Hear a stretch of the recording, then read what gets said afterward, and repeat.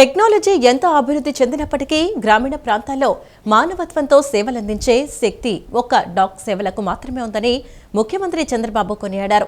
దేశాన్ని 2047 నాటికి నెంబర్ 1 స్థానంలో నిలపాలన్న ప్రధాని మోదీ సంకల్పంలో డాక్ సేవకులు భాగస్వాములు కావాలని పిలుపునిచ్చారు. ఏఐ సదస్సు వంటి ప్రతిష్టాత్మక కార్యక్రమాల సమయంలో దేశ ప్రతిష్టను దెబ్బతీసేలా వ్యవహరించిన వారి తీరును ఆయన తప్పుపట్టారు. గుంటూరులో జరిగిన డాక్ సేవక్ సమ్మేళన్ కార్యక్రమంలో ముఖ్యమంత్రి నారా చంద్రబాబు నాయుడు, కేంద్ర మంత్రి జ్యోతిరాదిత్య సింధియాతో కలిసి పాల్గొన్నారు. ఈ సందర్భంగా ముఖ్యమంత్రి మాట్లాడుతూ టెక్నాలజీ ఎంత అభివృద్ధి చెందినప్పటికీ గ్రామీణ ప్రాంతాల్లో మానవత్వంతో సేవలందించే శక్తి ఒక్క డాక్ సేవకులకు మాత్రమే ఉందని కొనియాడారు. తన విద్యార్థి దశలో ఉత్తరాలు, మనీ ఆర్డర్ల కోసం, పోస్ట్ మ్యాన్ కోసం ఎదురు చూసిన రోజులను ఆయన గుర్తు చేసుకున్నారు. దేశవ్యాప్తంగా ఉన్న 3 లక్షల మంది డాక్ సేవకులు లాజిస్టిక్స్, బ్యాంకింగ్ మరియు డీబీటీ సేవలో కీలక పాత్ర పోషిస్తున్నారని, ముఖ్యంగా ఏపీలో సూపర్ 6 పథకాల విజయవంతానికి వారు ఎంతో కృషి చేశారని అభినందించారు. దేశాన్ని 2047 నాటికి నెంబర్ 1 స్థానంలో నిలపాలన్న ప్రధాని మోడీ సంకల్పంలో డాక్ సేవకులు భాగస్వాములు కావాలని పిలుపునిచ్చారు. అలాగే డాక్ సేవకుల సౌకర్యార్థం పర్యావరణ హితమైన ఎలక్ట్రిక్ సైకిళ్లను అందించాలని కేంద్ర మంత్రిని కోరారు. రాష్ట్ర అభివృద్ధి గురించి ప్రస్తావిస్తూ గత ప్రభుత్వ తప్పిదాల వల్ల దెబ్బతిన్న పోలవరాన్ని 2027 పుష్కరాల నాటికి పూర్తి చేస్తామని, నష్టాల్లో ఉన్న విశాఖ స్టీల్ ప్లాంట్ ఇప్పుడు లాభాల బాట పట్టిందని పేర్కొన్నారు. వికసిత్ భారత్ స్వర్ణాంధ్ర లక్ష్య సాధనలో పోస్టల్ వ్యవస్థ అత్యంత శక్తివంతమైందని చంద్రబాబు స్పష్టం చేశారు. చివరిగా ఏఐ సదస్సు వంటి ప్రతిష్టాత్మక కార్యక్రమాల సమయంలో దేశ ప్రతిష్టను దెబ్బతీసేలా వ్యవహరించిన వారి తీరును ఆయన తప్పుపట్టారు. We are taking forward your everyday tools, whether it's delivery bags, whether it is improving last mile delivery by ensuring that we give electrical bikes to our Grameen Dak Sevaks to make sure that their purpose is also served and their routines become better. In hilly areas like Jammu Kashmir, Uttarakhand, in Himachal Pradesh, we will also be using drones to make sure that delivery of postal logistics becomes better. But today I have to appeal to you that if that transformation has to come true, technology is only an enabler. We have to use technology to make our systems better.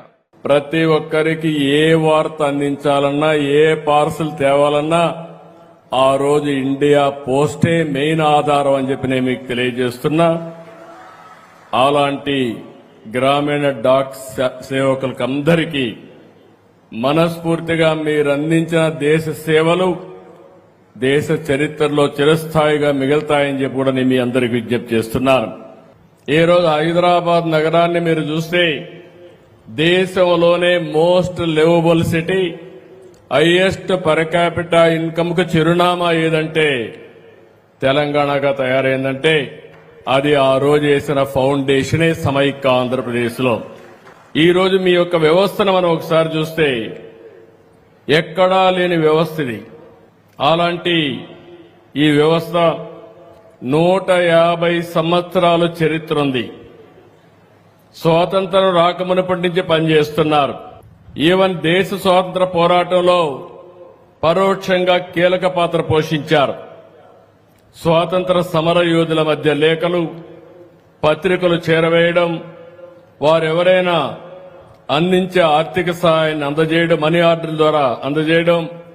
ఆ రోజు బ్యాంకులు ఉండేటివి కాదు. మేము చిన్నప్పుడంతా కూడా ఎవరు డబ్బులు పంపించినా మనీ ఆర్డర్ ద్వారా పంపిస్తే అది అందించినటువంటి వ్యక్తులు ఇక్కడుండే గ్రామీణ డాక్ సేవకులేనని చెప్పి కూడా నేను మీకు తెలియజేస్తున్నా. టెక్నాలజీ ఎంతున్నా మళ్లీ మీరు లేకపోతే ఆ టెక్నాలజీని మనం ప్రాపర్ గా ఉపయోగించుకునే పరిస్థితిలో కూడా ఉండాం. అలాంటిది ఈరోజు బ్యాంకింగ్ సేవలు గాని, బీమా సేవలు గాని, డీబీటీ అనుసంధాన సేవలు, డిజిటల్ లైఫ్ సర్టిఫికెట్లు, పౌర సేవలు, ఈ కామర్స్, లాజిస్టిక్స్ సేవలన్నీ మీ ద్వారా అందుతున్నాయి. 11వ ఆర్థిక వ్యవస్థగా ఉన్న భారతదేశం 4వ ఆర్థిక వ్యవస్థగా రూపుదిద్దుకుంది. రాబోయే 1 సంవత్సరంలో 3వ ఆర్థిక వ్యవస్థగా తయారవుతాం. 2038కి రెండవ ఆర్థిక వ్యవస్థగా తయారవుతాం. హిందూ ధర్మంపై గౌరవం లేని వ్యక్తికి ప్రజాస్వామ్య విలువలపై నమ్మకం ఉంటుందా అని మంత్రి బీసీ జనార్దన్ రెడ్డి వైసీపీ అధినేత జగన్ ను ఉద్దేశించి విమర్శించారు. తిరుమల లడ్డూ ప్రసాదంలో జంతు కొవ్వు కలిసిందని స్వయంగా వైవి సుబ్బారెడ్డి అంగీకరించారని, నివేదికల్లో కూడా అది స్పష్టమైందని ఆయన గుర్తు చేశారు. గతంలో టీటీడీ నిధులను దారి మళ్లించి అహంకారంతో వ్యవహరించినందుకే దేవుడు ఆ పార్టీని 11 సీట్లకు పరిమితం చేశారని ఎద్దేవా చేశారు. వైసీపీ అధినేత వైఎస్ జగన్మోహన్ రెడ్డి మరియు ఆ పార్టీ నాయకుల తీరుపై రాష్ట్ర మంత్రి బీసీ జనార్దన్ రెడ్డి తీవ్రస్థాయిలో విరుచుకుపడ్డారు. ఆదివారం జరిగిన విలేకరుల సమావేశంలో ఆయన మాట్లాడుతూ శాసనమండలిలో భగవంతుడి ఫోటోలను పట్టుకుని చెప్పులతో తిరగడం ద్వారా వైసీపీ నేతలు హిందూ ధర్మానికి తీరని అపరాధం చేశారని మండిపడ్డారు. తిరుమల లడ్డూ ప్రసాదంలో జంతు కొవ్వు కలిసిందని స్వయంగా వైవి సుబ్బారెడ్డి అంగీకరించారని, నివేదికల్లో కూడా అది స్పష్టమైందని ఆయన గుర్తు చేశారు. జగన్కు దేవుడంటే భక్తి లేదని, అందుకే ఏనాడు సతీమణితో కలిసి శ్రీవారికి పట్టు వస్త్రాలు సమర్పించలేదని, డిక్లరేషన్పై సంతకం చేయడానికి కూడా నిరాకరించారని విమర్శించారు. గతంలో టీటీడీ నిధులను దారి మళ్లించి అహంకారంతో వ్యవహరించినందుకే దేవుడు ఆ పార్టీని 11 సీట్లకు పరిమితం చేశారని ఎద్దేవా చేశారు. ప్రజల సొమ్మును జీతంగా తీసుకుంటున్న జగన్ దమ్ముంటే అసెంబ్లీకి వచ్చి బహిరంగ చర్చలో పాల్గొనాలని మంత్రి సవాల్ విసిరారు. ఏదైతే భగవంతుడిని తీసుకొని వచ్చేటప్పుడు మనము గాని మన కుటుంబ సభ్యులు గాని ఒక పవిత్రమైన పటాన్ని పట్టుకునేప్పుడు చెప్పులు వేయకుండా మామూలుగా తీసుకొని వస్తాము. అది కూడా ప్రజలకు సంబంధించినటువంటి ఒక కౌన్సిల్లో ఏదైతే దాని మీద ఒక చర్చ జరుగుతున్నప్పుడు ఆ చర్చలో డైవర్ట్ చేయడానికి, కేవలం రాజకీయ ఉనికిని కాపాడుకోవడానికి ఆ రోజంతా కూడా వెంకటేశ్వర స్వామి పటాలు తీసుకొచ్చి ఆ యొక్క పటాలను కూడా చూపిస్తూ ఈ యొక్క కింద చెప్పులతో కొంతమంది, షూస్తో కొంతమంది వచ్చారు. చేసిన తప్పు కళ్ళకు కట్టినట్టు కనపడుతున్నా అన్ని వీడియోలలో చూపిస్తా ఉన్నారు, ప్రతి ఛానల్లో చూపిస్తా ఉన్నారు. మరి ఇన్ని చూపించినా లేదు, మేము ఎలాంటి చెప్పులు వేసుకొని పోలేదు, మేము ఆ పని చేయలేదు, తప్పుడు పని చేయలేదని చెప్పేటువంటి ఈ నీచులకు కళ్ళ ముందర కనపడుతుంటే యావత్ భారతదేశమే కాదు, ప్రపంచంలో ఉండేటువంటి హిందువులు, అన్ని కులాల వారు, అన్ని మతాల వారు దీన్ని కూడా తప్పుగా పరిగణిస్తుంటే వాళ్ళు కళ్ళు కట్టినా ఇప్పుడు ఇంకా బుకాయిస్తున్నారు. అంటే వాళ్ళకు మతి శ్రమించిందా, మతి భ్రమించిందా? మీరు ఏ లోకంలో ఉండి మాట్లాడుతున్నారని అడుగుతా ఉన్నాం మేమందరం. హిందువుల మనోభావాలకు కానీ ఎక్కడైనా కానీ కూడా పోతే ఒక దేవుడికి బట్టలు తీసుకొని పరమార్థకు పోతే ఈయన ఒక్కడు ఊరు బట్టలు తీసుకొని వెళ్తాడు. ఎందుకు నీ భార్య రాలేదు? అదే విధంగా డైరెక్టర్ రాయాలి ఎంట్రన్స్ లో ఏంటి, ఏ కులం రాయాలంటే దాన్ని కూడా ఆయన పట్టించుకోడు. ఎవడేం చేస్తే నాకేమున్నాయి, నన్ను ఎవరు పట్టించుకుంటారు అంటే ఇంత అహంకారం మంచిది కాదని చెప్తా ఉన్నాం. ఎవడమైనా భగవంతుడు అంటే అందరికీ కొంతమంది అన్ని రకాల దేవతలతో, అన్ని రకాల మనం కూడా గుడులకు పోతాము, చర్చిలకు పోతాము, దేవాలయాలకు పోతాము, భగవంతుడిని ప్రార్థిస్తాము, అందరూ చేస్తారు. ఏ కులము ఎవరికి ఉన్నాయి వాళ్ళకి గొప్పగా ఉంటుంది. అటువంటిది కాకుండా ఈ రోజు తనకు ఏది నచ్చితే అదే నేను చేస్తాను, మీరు ఎవరు చెప్పడానికి? కనీసం ఇంత పెద్ద వయసు ఉన్నటువంటి, ఇంత అనుభవం కలిగినటువంటి బొత్స సత్యనారాయణ ఉన్నాడు, కనీసం అతను ఉన్నటువంటి ఇంత అనుభవం గల నాయకుడు, మరి ఆయనైనా చెప్పాల్సిన బాధ్యత లేదా? ఏపీ ఇంటర్ పరీక్షలు మరికొద్దిసేపటిలో ప్రారంభం కానున్నాయి. ఈ మేరకు అధికారులు ఏర్పాట్లు సిద్ధం చేశారు. రాష్ట్ర వ్యాప్తంగా 1537 కేంద్రాలను సిద్ధం చేశారు. ఆయా సెంటర్ల వద్ద పకడ్బందీ చర్యలు చేపట్టారు. ఏపీలో ఇంటర్ పరీక్షలకు సర్వం సిద్ధమైంది. మరికొద్ది గంటల్లో పరీక్షలు ప్రారంభం కానున్నాయి. ఈ ఏడాది జరగబోయే ఇంటర్ పరీక్షలకు ఫస్ట్ ఇయర్, సెకండ్ ఇయర్ విద్యార్థులు కలిపి 10,57,312 మంది ఎగ్జామ్స్ రాయనున్నారు. ఉదయం 9 గంటలకు ఎగ్జామ్ ప్రారంభమవుతుంది. 1 నిమిషం నిబంధనను అమలు చేయనున్నారు. కాబట్టి ఎక్కడా రిస్క్ తీసుకోకుండా విద్యార్థులు కనీసం గంట ముందే పరీక్షా కేంద్రానికి చేరుకోవాలని అధికారులు సూచిస్తున్నారు. ప్రతి పరీక్షా గదిలో సీసీటీవీ కెమెరాల నిఘా వ్యవస్థ ఉంటుంది. మొబైళ్లు, స్మార్ట్ వాచ్లు, క్యాలిక్యులేటర్లు, ఎలక్ట్రానిక్ పరికరాలను ఎగ్జామ్ సెంటర్లోకి అనుమతించరు. సోషల్ మీడియాలో వచ్చే తప్పుడు ప్రచారాలను, రూమర్లను నమ్మవద్దని ఇంటర్ బోర్డు విజ్ఞప్తి చేసింది. అత్యవసర సమస్యల కోసం ఇంటర్ బోర్డు కార్యాలయంలో 1800-425-1531 టోల్ ఫ్రీ నెంబర్ను ఏర్పాటు చేశారు. ఉదయం 7 గంటల నుంచి సాయంత్రం 5 గంటల వరకు ఈ నెంబర్ అందుబాటులో ఉంటుందని ఇంటర్ బోర్డు అధికారులు తెలిపారు. ఫస్ట్ ఇయర్ పరీక్షలు ఈ రోజు నుంచి ప్రారంభమవుతాయి. ఫిబ్రవరి 24వ తేదీ నుంచి సెకండ్ ఇయర్ ఎగ్జామ్స్ షురూ అవుతాయి. మార్చి 24వ తేదీ నాటికి అన్ని పరీక్షలు పూర్తి కానున్నాయి. ఉదయం 9 గంటల నుంచి మధ్యాహ్నం 12 గంటల మధ్య ఎగ్జామ్ నిర్వహిస్తారు. మరోవైపు పరీక్షల షెడ్యూల్ను విద్యార్థులు చెక్ చేసుకోవాలని బోర్డు అధికారులు సూచించారు. ముందుగా ప్రకటించిన షెడ్యూల్లో స్వల్ప మార్పులు జరిగిన నేపథ్యంలో తేదీలను పక్కాగా చెక్ చేసుకోవాలని చెబుతున్నారు. ముందుగా నిర్ణయించిన షెడ్యూల్ ప్రకారం మార్చి 20వ తేదీన జరగాల్సిన first year public administration logic 1 ఎగ్జామ్ను మార్చి 21వ తేదీకి మార్చారు. ఇక మార్చి 3వ తేదీన జరగాల్సిన second year maths paper 2A, civics 2 paper పరీక్షలను మార్చి 4వ తేదీకి మార్చారు. మిగతా పరీక్షలు యథావిధిగానే ఉంటాయి. కేంద్రం ప్రవేశపెట్టిన పర్యాటక ఆలయ అభివృద్ధి పథకం ప్రశాంత్ పరిధిలోకి కాణిపాక ఆలయాన్ని చేర్చేందుకు కృషి చేస్తానని కేంద్ర మంత్రి రామ్మోహన్ నాయుడు తెలిపారు. ప్రపంచంలో పెట్టుబడులకు ఆంధ్రప్రదేశ్ గమ్యస్థానంగా మారిందన్నారు. భగవంతుడి ఆశీస్సులు కూటమి ప్రభుత్వంపై ఉండాలని కోరుకున్నట్లు ఆయన తెలిపారు. పర్యాటక ఆలయాల అభివృద్ధి కోసం కేంద్రం ప్రవేశపెట్టిన ప్రసాద్ పథకం పరిధిలో కాణిపాకం ఆలయాన్ని చేర్చేందుకు తన వంతు కృషి చేస్తానని కేంద్ర మంత్రి రామ్మోహన్ నాయుడు తెలిపారు. శ్రీ కాణిపాక వరసిద్ధి వినాయక స్వామి వారిని మాజీ ఎంపీ గల్లా జయదేవ్తో కలిసి ఆయన దర్శించుకున్నారు. ఆలయానికి చేరుకున్న కేంద్ర మంత్రికి పూతలపట్టు ఎమ్మెల్యే మురళీమోహన్, ఆలయ చైర్మన్, ఈవో, అర్చకులు ఘనస్వాగతం పలికారు. స్వామివారిని దర్శించుకుని ప్రత్యేక పూజలు చేసిన అనంతరం ఆలయ అధికారులు, అర్చకులు స్వామివారి తీర్థ ప్రసాదాలు అందజేశారు. ప్రధాని మోడీ సహకారంతో రాష్ట్రాభివృద్ధికి సీఎం చంద్రబాబు కృషి చేస్తున్నారని, ప్రపంచ స్థాయి పెట్టుబడులకు ఆంధ్రప్రదేశ్ గమ్యస్థానంగా మారిందని కేంద్ర మంత్రి రామ్మోహన్ నాయుడు అన్నారు. భగవంతుడి ఆశీస్సులు కూటమి ప్రభుత్వంపై ఉండాలని కోరుకున్నట్లు ఆయన తెలిపారు. భవిష్యత్తులో మరింత ఇక్కడ అభివృద్ధి చేసే అవకాశాలు ఉన్నాయి. చేయాల్సినటువంటి బాధ్యత కూడా ఈరోజు కూటమి ప్రభుత్వం మీద ఉంది.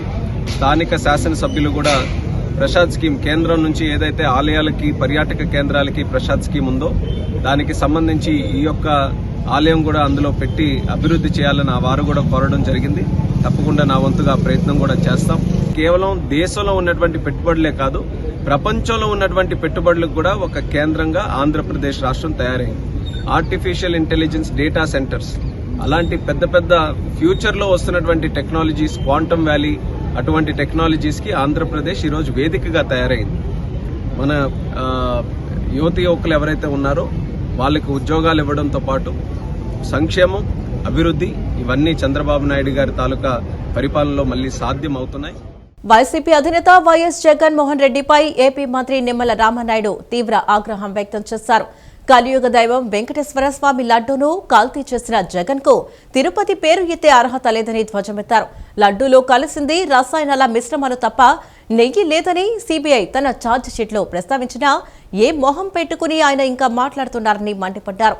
మహిళల ఆర్థిక అభివృద్ధి కోరుకుంటూ స్వర్గీయ ఎన్టీఆర్ వారిని ఎంతో ప్రోత్సహించారని తెలిపారు. తిరుపతి లడ్డూ తయారీలో 240 కోట్ల కుంభకోణం జరిగిందని సీబీఐ తన ఛార్జ్ షీట్లో ప్రస్తావించిందని మంత్రి నిమ్మల రామనాయుడు అన్నారు. తిరుమలకు ఇండో కోర్ కంపెనీ నుంచి కేవలం పన్నీరు మాత్రమే కొనుగోలు చేస్తున్నారని స్పష్టం చేశారు. తిరుపతిలో డిక్లరేషన్ ఇవ్వటం ఇష్టం లేకే జగన్ తిరుమల వెళ్లటం మానేశారని ఆరోపించారు. అసలు నెయ్యి లేకుండా కేవలం రసాయనాలు కలిపి వైసీపీ ప్రభుత్వం తిరుపతి లడ్డూను అపవిత్రం చేసిందని దుయ్యబట్టారు. ఈరోజు కలియుగ దైవం వెంకటేశ్వర స్వామి గారి యొక్క పేరు కానీ, తిరుమల తిరుపతి గురించి కానీ మాట్లాడేటువంటి నైతిక అర్హత ఈరోజు జగన్మోహన్ రెడ్డి కానీ, వైఎస్ఆర్సీపీ పార్టీ కానీ లేదు అని చెప్తూ ఉన్నా. ఎందుకంటే మీరందరూ కూడా చూసారు, ఏదైతే మొన్న సిబిఐ ఛార్జ్ షీట్ సాక్షాత్తు అత్యంత పవిత్రమైనటువంటి ప్రసాదం లడ్డూలో నెయ్యి అనేదే లేదు, అది రసాయనాల మిశ్రమం అని చెప్పిన తర్వాత కూడా ఈ యొక్క జగన్మోహన్ రెడ్డి ఏ ముఖం పెట్టుకుని ఈవేళ వెంకటేశ్వర స్వామి గురించి మాట్లాడతారని చెప్పి ఈవేళ ప్రశ్నిస్తూ ఉన్నా. సాక్షాత్తు సిబిఐ చెప్పింది ఛార్జ్ షీట్ లో 240 కోట్ల రూపాయలు కుంభకోణం లడ్డూ ప్రసాదంలో జరిగిందని చెప్పిన తర్వాత కూడా జగన్మోహన్ రెడ్డి ఏ ముఖం పెట్టుకుని ఈవేళ వెంకటేశ్వర స్వామి గురించి మాట్లాడతాడని చెప్పి అడుగుతున్నా. సాక్షాత్తు నీ బాబాయి సుబ్బారెడ్డి సైతం లడ్డూలో కల్తీ జరిగిందని ఒప్పుకున్న తర్వాత కూడా ఏ ముఖం పెట్టుకుని ఈరోజు జగన్మోహన్ రెడ్డి మాట్లాడతాడు వెంకటేశ్వర స్వామి గురించి? నైతిక అర్హత ఎక్కడుందని చెప్పి ప్రశ్నిస్తూ ఉన్నా. ఏ రకంగా అయితే ఈవేళ నెయ్యి అనేదే లేకుండా రసాయనాల మిశ్రమం తయారైనటువంటి అటువంటి టెండర్లకు సంబంధించి నిబంధనలను అడ్డకోలుగా నిబంధనలు ఎందుకు సడలించారో ఈవేళ జగన్మోహన్ రెడ్డి ఈవేళ సమాజానికి చెప్పవలసినటువంటి అవసరం ఉంది. ఈ రకంగా 240 కోట్ల రూపాయల లడ్డూ ప్రసాదంలో కుంభకోణం జరిపి లూటీ చేసి తిరుమల తిరుపతి వెంకటేశ్వర స్వామి యొక్క పవిత్రతను తగ్గించాలనేటువంటి కుట్ర చేసినటువంటి జగన్మోహన్ రెడ్డి ఈవేళ హెరిటేజ్ మీద దానికి తొయ్యాలనేటువంటి ఆలోచనతో, లాగాలనేటువంటి ఆలోచనతో మరి ఈరోజు అసంబద్ధమైనటువంటి వాక్యం ఏదైతే ఈవేళ ఇండాపూర్ ఏదైతే డైరీ ఏదైతే ఉందో మరి ఇండాపూర్ డైరీకి ఈవేళ హెరిటేజ్ అనేది ఒక కొనుగోలుదారుడే తప్ప సరఫరా చేసేటువంటిది కాదని తెలిసినా కూడా అబద్ధాలని, అసత్యాలని నువ్వు మాట్లాడేటువంటి పరిస్థితి చూస్తూ ఉంటే మీరు చేసినటువంటి పాపం, మీరు చేసినటువంటి అపచారం ఎదుటి వాళ్ళకు కూడా అంటించాలనేటువంటి ధోరణే ఈరోజు మరి కనిపిస్తున్నటువంటి స్థితి అని చెప్పి తిరుమల పర్యటనలో ఉన్న కేంద్ర వ్యవసాయ రైతు సంక్షేమ శాఖ మంత్రి శివరాజ్ సింగ్ చౌహాన్ ను రాష్ట్ర వ్యవసాయ శాఖ మంత్రి కింజరపు అచ్చెన్నాయుడు మర్యాదపూర్వకంగా కలిశారు. ఈ సందర్భంగా రాష్ట్రంలో వ్యవసాయ రంగం అభివృద్ధి, రైతుల సంక్షేమ పథకాల అమలుపై ఇరువురు మంత్రులు సుదీర్ఘంగా చర్చించారు. ఏపీలో సాగు ఖర్చు తగ్గించి రైతుల ఆదాయం పెంచేందుకు కేంద్రం అందిస్తున్న సాంకేతిక ఆర్థిక సహకారంపై అచ్చెన్నాయుడు కృతజ్ఞతలు తెలిపారు. కేంద్ర వ్యవసాయం మరియు రైతుల సంక్షేమ శాఖ మంత్రి శివరాజ్ సింగ్ చౌహాన్ తిరుమలను సందర్శించారు. ఈ సందర్భంగా రాష్ట్ర వ్యవసాయ శాఖ మంత్రి కింజరపు అచ్చెన్నాయుడు ఆయనను మర్యాదపూర్వకంగా కలిసి పలు ముఖ్యాంశాలపై చర్చించారు. రాష్ట్రంలో వ్యవసాయ అభివృద్ధి, రైతుల సంక్షేమ కార్యక్రమాల అమలు, కేంద్ర పథకాల సమర్థవంతమైన అమలు వంటి అంశాలపై ఇరు మంత్రులు విస్తృతంగా అభిప్రాయాలు పంచుకున్నారు. రాష్ట్రంలో రైతులకు మద్దతుగా కేంద్ర ప్రభుత్వం అందిస్తున్న సహకారం, నిధులు మరియు వివిధ పథకాల అమలుపై మంత్రి అచ్చెన్నాయుడు ప్రత్యేకంగా కృతజ్ఞతలు తెలిపారు. రైతుల ఆదాయాభివృద్ధి, ఆధునిక సాంకేతిక పరిజ్ఞానం వినియోగం, సాగు ఖర్చుల తగ్గింపు దిశగా కేంద్ర ప్రభుత్వం అందిస్తున్న సహకారం రాష్ట్రానికి ఎంతో ఉపయోగపడుతోందని కొనియాడారు. రాష్ట్ర కేంద్ర ప్రభుత్వాల సమన్వయంతో వ్యవసాయ రంగాన్ని మరింత బలోపేతం చేయాలని ఇరు మంత్రులు ఆకాంక్షించారు. అలాగే ఆంధ్రప్రదేశ్లో అమలవుతున్న మైక్రో ఇరిగేషన్ పథకానికి సంబంధించిన కేంద్ర వాటా నిధుల విడుదల అంశాన్ని మంత్రి అచ్చెన్నాయుడు ప్రస్తావించారు. రాష్ట్రంలో ఇప్పటికే అమలు చేసిన పథకాల కింద కేంద్ర వాటాగా మొత్తం 695 కోట్లు రావాల్సి ఉందని తెలిపారు. ఈ నెలలో కేవలం 50 కోట్లు మాత్రమే విడుదలయ్యాయని, ఇంకా 645 కోట్లు విడుదల చేయాల్సి ఉందని వివరించారు. రైతుల ప్రయోజనాలను దృష్టిలో ఉంచుకుని మిగిలిన కేంద్ర వాటా నిధులను తక్షణమే విడుదల చేయాలని మంత్రి విజ్ఞప్తి చేశారు. అదేవిధంగా ప్రస్తుత ఆర్థిక సంవత్సరంలో కనీసం మరో 400 కోట్లు సెంట్రల్ షేర్ నిధులు విడుదల చేయవలసిందిగా కోరారు. ఈ నిధులను ఆర్కేవీవై పీడీఎంసీ పథకం ద్వారా మంజూరు చేయాలని మంత్రి అచ్చెన్న కోరారు. మైక్రో ఇరిగేషన్ విస్తరణ ద్వారా నీటి వనరుల సమర్థ వినియోగం, సాగు వ్యయాల తగ్గింపు, రైతుల ఆదాయాభివృద్ధి సాధ్యమవుతాయని మంత్రి పేర్కొన్నారు. ఈ విషయాలపై కేంద్ర మంత్రి సానుకూలంగా స్పందించారు. త్వరితగతిన నిధుల విడుదలకు చర్యలు చేపడతామని హామీ ఇచ్చారు. సైద్ధాంతిక రాజకీయాలు దూరమై కక్షపూరిత రాజకీయాలు విలయ తాండవం చేస్తున్నాయని ప్రముఖ న్యాయవాది ఎంపీ కనకమడెల రవీంద్ర కుమార్ ఆవేదన వ్యక్తం చేశారు. రాజకీయ ప్రత్యర్థులుగా ఉండాల్సిన వారు బద్ధ శత్రువులుగా మారి సమాజాన్ని సంక్షోభంలోనికి నెట్టే పరిస్థితి వస్తుందన్నారు. ఆత్మరక్షణ కోసం సామాన్యుడు పోరాటం చేసే పరిస్థితి రావటం దురదృష్టకరమని అన్నారు. మనల్ని మనం కాపాడుకుంటూ సమాజాన్ని రక్షించుకోవాలంటే సామాజికంగా, రాజకీయంగా చైతన్యం త్వరగా పెరగాల్సిన అవసరం ఉందన్నారు. Parvathaneni Brahmayya Siddhartha arts and science కళాశాల పూర్వ విద్యార్థుల సంఘం స్వర్ణోత్సవ సంబరాలు అంగరంగ వైభవంగా కొనసాగుతున్నాయి. ఈ సంబరాల్లో భాగంగా రెండో రోజు జరిగిన సభలో ప్రముఖ న్యాయవాది, రాజ్యసభ సభ్యుడు కనకమేడల రవీంద్ర కుమార్ ముఖ్య అతిథిగా పాల్గొని ప్రసంగించారు. ఈ సందర్భంగా ఆయన మాట్లాడుతూ సమాజంలో అన్ని వ్యవస్థలు దిగజారుతున్నాయని ఆందోళన వ్యక్తం చేశారు. సాంకేతికంగా విప్లవాత్మక అభివృద్ధి సాధిస్తున్న సామాజికంగా పురోగమించకుండా తిరోగమన స్థితిలో ఉండటం దురదృష్టకరమని పేర్కొన్నారు. సామాజిక నేరాలు పెరిగి ప్రజల ధన, మాన, ప్రాణ రక్షణకు పోరాటాలు సాగించాల్సిన పరిస్థితి నెలకొందన్నారు. ప్రాథమిక హక్కులు, ఆత్మరక్షణకు సైతం పోరాడే దుస్థితి ఏర్పడిందన్నారు. ఈ పరిస్థితిని అధిగమించేందుకు సామాజికంగా, రాజకీయంగా చైతన్యాన్ని పెంపొందించుకొని సమాజంలో మార్పు కోసం కృషి చేయాలని సూచించారు. సిద్ధార్థ విద్యా సంస్థలు ఆ దిశగా చేస్తున్న కృషిని అభినందించారు. శ్రీ దుర్గా మల్లేశ్వర స్వామివారి దేవస్థానం చైర్మన్ బొర్రా గాంధీ మాట్లాడుతూ తాను కళాశాలలో చదివిన రోజులను జ్ఞప్తికి తెచ్చుకున్నారు. అలనాటి విశేషాలను వివరించారు. కళాశాలలో సుదీర్ఘకాలం ఫిజికల్ డైరెక్టర్గా పనిచేసిన అంకమ్మ చౌదరి మాట్లాడుతూ సిద్ధార్థ కళాశాల క్రీడారంగంలో దేశంలోనే అగ్రస్థానంలో నిలబడిందని చెప్పారు. అకాడమీ ప్రతినిధుల సహకారంతోనే ఇది సాధ్యమైందని ఆయన వివరించారు. కళాశాల principal Meka Ramesh Babu, alumni association ప్రతినిధులు అట్లూరి ప్రశాంత్, నిమ్మగడ్డ వెంకటేశ్వరరావు, దాసరి మురళి తదితరులు పాల్గొన్నారు. ఈ సందర్భంగా ప్రదర్శితమైన సాంస్కృతిక కార్యక్రమాలు ఆహుతుల్ని అలరించాయి. అమరావతిలోని ఉండవల్లి కరకట్ట సమీపంలో గల సీడ్ యాక్సెస్ రోడ్డుపై సోమవారం భారీ ప్రమాదం చోటు చేసుకుంది. విజయవాడ నుండి ఒక శైవక్షేత్రానికి వెళుతున్న ఆటో అతివేగం కారణంగా అదుపు తప్పి డివైడర్ను బలంగా ఢీకొట్టింది. ఈ ఘటనలో ఆటో ఒక్కసారిగా పల్టీ కొట్టడంతో అందులో ప్రయాణిస్తున్న వారందరికీ తీవ్ర గాయాలయ్యాయి. ప్రమాదం జరిగిన వెంటనే స్పందించిన సీడ్ యాక్సెస్ రోడ్ విధులు నిర్వహిస్తున్న పోలీసులు క్షతగాత్రులను అంబులెన్స్ ద్వారా హుటాహుటిన ఆసుపత్రికి తరలించారు. గాయపడిన వారు హైదరాబాద్ కు చెందిన ఒకే కుటుంబ సభ్యులని ప్రాథమిక సమాచారం అందుతోంది. ఈ ఘటనపై పోలీసులు కేసు నమోదు చేసి పూర్తి వివరాల కోసం దర్యాప్తు చేస్తున్నారు. మౌలానా అబుల్ కలాం ఆజాద్ భారతదేశపు తొలి విద్యాశాఖ మంత్రిగా విద్యాభివృద్ధి కోసం అందించిన సేవలు చిరస్మరణీయమని మాజీ మంత్రి వైఎస్ఆర్సీపీ పశ్చిమ నియోజకవర్గం ఇన్ఛార్జ్ వెల్లంపల్లి శ్రీనివాసరావు అన్నారు. అబుల్ కలాం ఆజాద్ను ప్రతి ఒక్కరూ ఆదర్శంగా తీసుకోవాలని పిలుపునిచ్చారు.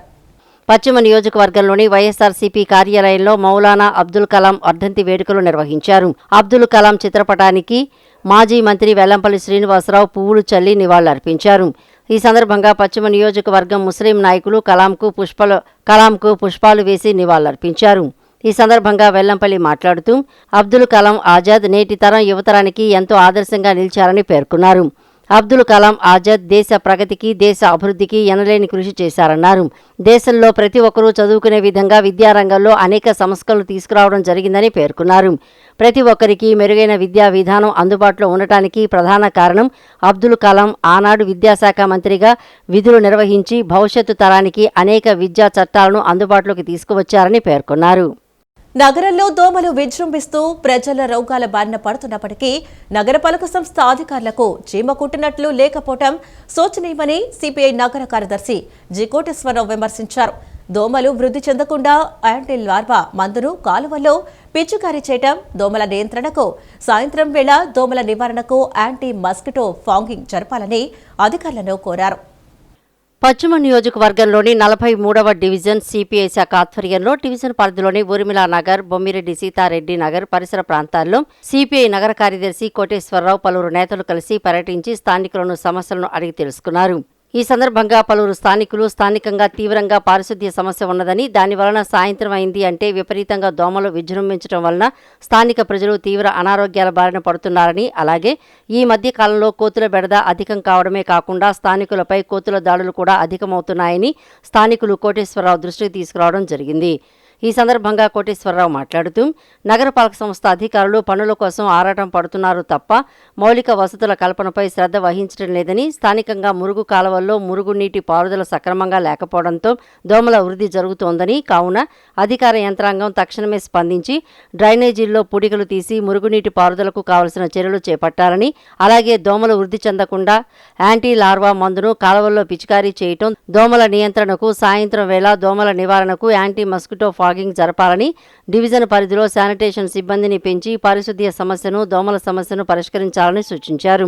అలాగే ఇటీవల కాలంలో స్థానికంగా పెరిగిన కోతుల బెడద నిర్మూలనకు ప్రత్యేకమైన సిబ్బందిని నియమించి కోతులను తరలించేందుకు చర్యలు చేపట్టి కోతుల దాడుల వలన గాయాల పాలైన స్థానికులకు వ్యాక్సిన్ను అందుబాటులోకి తీసుకురావాలని సంబంధిత అధికారులను ఇప్పటికే కోరటం జరిగిందని, అయినప్పటికీ అధికారుల నుంచి స్పందన అంతంత మాత్రంగానే ఉండడం పట్ల కోటేశ్వరరావు ఆగ్రహం వ్యక్తం చేశారు. నగరపాలక సంస్థ కమిషనర్ మరియు సంబంధిత అధికారులు ఈ స్థానిక సమస్యలపై తక్షణమే స్పందించి తగిన చర్యలు చేపట్టాలని, లేని పక్షంలో స్థానిక ప్రజల సహకారంతో డివిజన్ పార్టీ ఆధ్వర్యంలో పోరాటం చేసి సమస్యల పరిష్కారానికి సిపిఐ పార్టీగా సిద్ధంగా ఉంటామని తెలియజేశారు. ఈ వార్తలు ఇంతటితో సమాప్తం. నమస్కారం.